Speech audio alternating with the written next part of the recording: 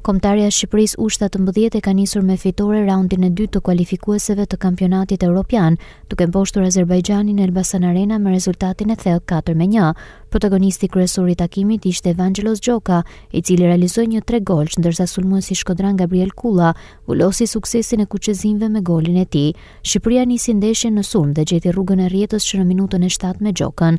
Kuqezin dominuan pjesën e parë duke krijuar disa raste të mira shënimi me Kullën dhe Gjokën, por pamundur do të dyfishojnë avantazhin.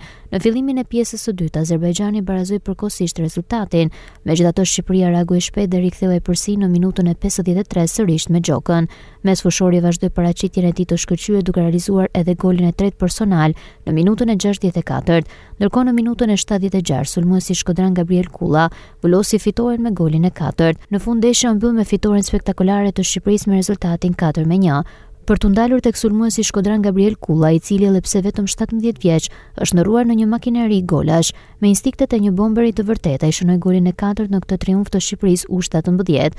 Njëkohësisht dha dhe asistin te goli i tretë në këtë ndeshje.